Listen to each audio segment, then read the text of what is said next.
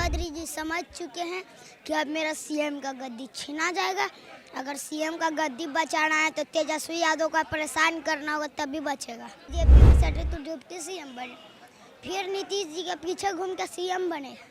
तो सीएम का काम ये नहीं होता है कि किसी से दुश्मनी करना, कि आप लोग अपने अपने गांव में जाकर बोलिए और सड़क से सदन जाम करवाइए।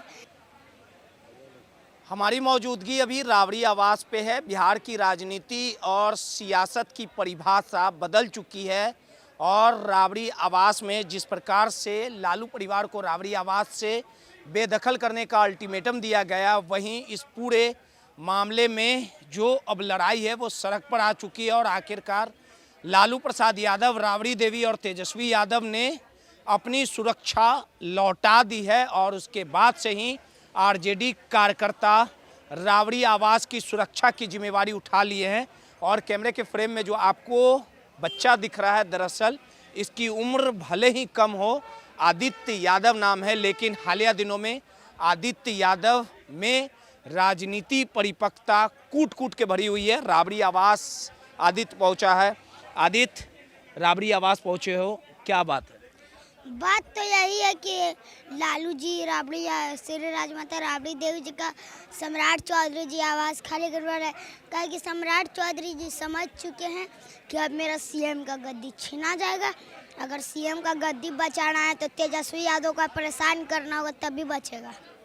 लेकिन जिस प्रकार से सम्राट चौधरी पहले आरजेडी में ही थे, लालू प्रसाद यादव ने तो ये तो पता ही है। इसी गेट से वो विधायक बने, फिर मंत्री बने, फिर बीजेपी में सटे तो डिप्टी सीएम बने, फिर नीतीश जी के पीछे घूम के सीएम बने। तो सीएम का काम ये नहीं होता है कि किसी से दुश्मनी करना। काहे कि सीएम साहब दुश्मनी कर रहे, कभी Z+ बॉडीगार्ड हटा दे रहे हैं, कभी आवास खाली करवा रहे हैं। सब क्या नौटंकी है सीएम साहब का। सीएम साहब का तो काम यह है कि सबको नौकरी रोजगार देना, पर ये कभी कुछ कर रहे हैं, कभी कुछ। आप नौकरी रोजगार दीजिए, 2 करोड़ रुपया आप महिला को देने बोले थे, वो सब कौन देगा सीएम साहब? आप ये सब में खाली जनता को उझला रहे हैं। कभी ये आवास खाली करवाओ, कभी बॉडीगार्ड छीनो। अब बोले थे कि हम बेरोजगारों को रोजगार देंगे, तो कहाँ गया है? बेरोजगार को तो अभी तक रोजगार नहीं मिला है। आप 3 डिसमिल गरीब को जमीन देने की बात किए हैं, कहीं पता चले वो भी आप झूठा वादा किए हों।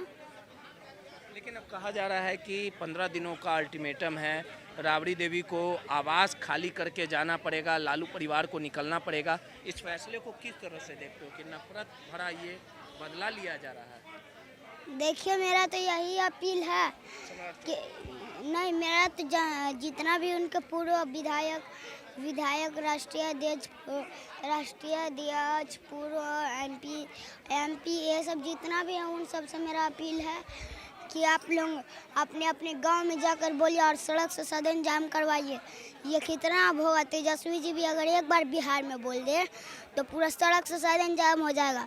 और राहुल गांधी जी, आप भी बोलिए लोकसभा में, नरेंद्र मोदी जी आपका बात जरूर सुनेंगे।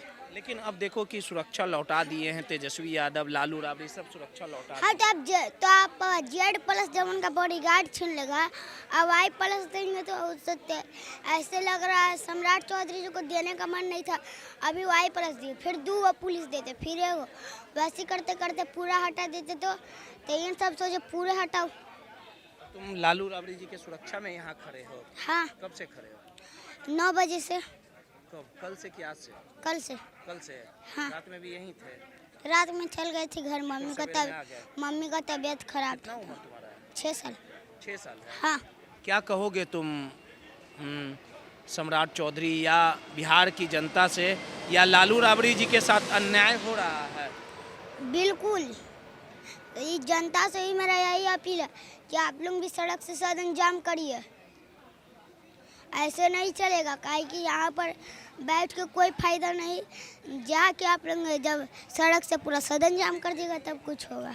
चलिए, सीधे तौर पे आदित्य था, उम्र तकरीबन 6 साल है और बेबाक बोलता है। राजनीति परिपक्वता कूट कूट के भरी हुई है और इसका साफ तौर पे कहना है कि सम्राट चौधरी लालू परिवार पर अत्याचार कर रहा है।